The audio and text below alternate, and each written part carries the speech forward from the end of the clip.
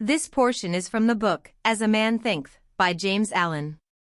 Topic name, Visions and Ideals. The dreamers are the saviors of the world. As the visible world is sustained by the invisible, so men, through all their trials and sins and sordid vocations, are nourished by the beautiful visions of their solitary dreamers.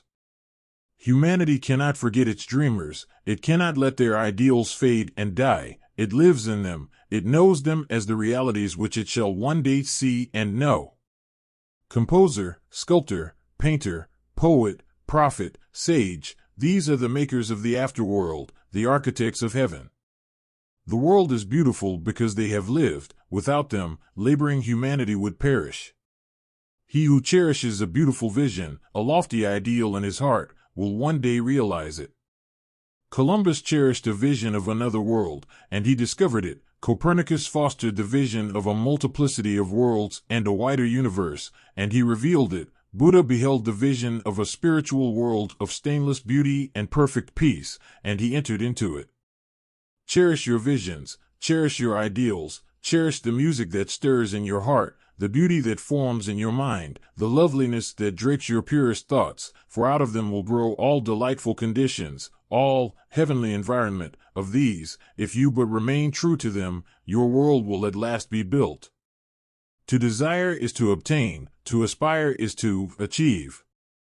Shall man's basest desires receive the fullest measure of gratification, and his purest aspiration starve for lack of sustenance? Such is not the law. Such a condition of things can never obtain. Ask and receive. Dream lofty dreams, and as you dream, so shall you become. Your vision is the promise of what you shall one day be. Your ideal is the prophecy of what you shall at last unveil. The greatest achievement was at first and for a time a dream. The oak sleeps in the acorn, the bird waits in the egg, and in the highest vision of the soul a waking angel stirs. Dreams are the seedlings of realities. Your circumstances may be uncongenial, but they shall not long remain so if you but perceive an ideal and strive to reach it.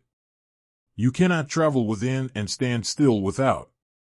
Here is a youth hard pressed by poverty and labor, confined long hours in an unhealthy workshop, unschooled, and lacking all the arts of refinement.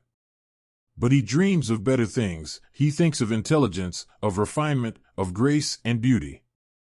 He conceives of, mentally builds up, an ideal condition of life. The vision of a wider liberty and a larger scope takes possession of him, unrest urges him to action, and he utilizes all his spare time and means, small though they are, to the development of his latent powers and resources.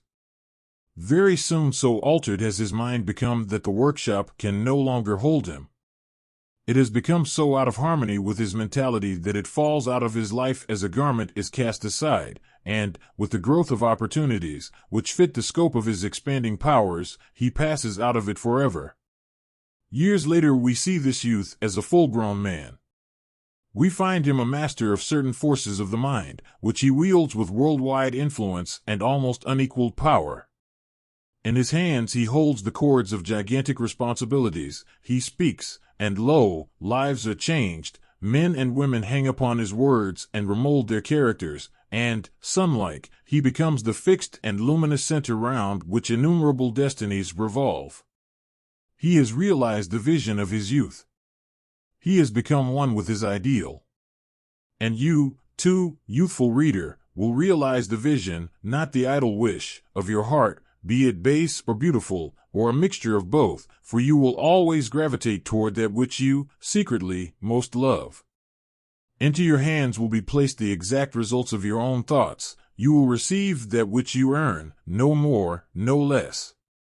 Whatever your present environment may be, you will fall, remain, or rise with your thoughts, your vision, your ideal. You will become as small as your controlling desire, as great as your dominant aspiration. In the beautiful words of Stanton Kirkham Davis, you may be keeping accounts, and presently you shall walk out of the door that for so long has seemed to you the barrier of your ideals, and shall find yourself before an audience, the pen still behind your ear, the ink stains on your fingers, and then and there shall pour out the torrent of your inspiration. You may be driving sheep, and you shall wander to the city bucolic and open-mouthed, shall wander under the intrepid guidance of the Spirit into the studio of the Master, and after a time he shall say, I have nothing more to teach you. And now you have become the Master, who did so recently dream of great things while driving sheep. You shall lay down the saw and the plane to take upon yourself the regeneration of the world. The thoughtless, the ignorant, and the indolent, seeing only the apparent effects of things and not the things themselves, talk of luck, of fortune, and chance. Seeing a man grow rich, they say, how lucky he is. Observing another become intellectual, they exclaim, how highly favored he is. And noting the saintly character and wide influence of another, they remark, how chance aids him at every turn. They do not see the trials and failures and struggles which these men have voluntarily encountered in order to gain their experience, have no knowledge of the sacrifices they have made, of the undaunted efforts they have put forth, of the faith they have exercised, that they might overcome the apparently insurmountable, and realize the vision of their heart. They do not know the darkness and the heartaches, they only see the light and joy, and call it luck. They do not see the long and arduous journey, but only behold the pleasant goal, and call it good fortune, do not understand the process, but only perceive the result, and call it chance.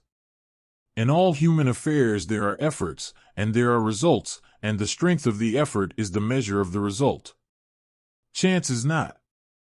Gifts, powers, material, intellectual, and spiritual possessions are the fruits of effort. They are thoughts completed, objects accomplished, visions realized. The vision that you glorify in your mind, the ideal that you enthrone in your heart, this you will build your life by, this you will become.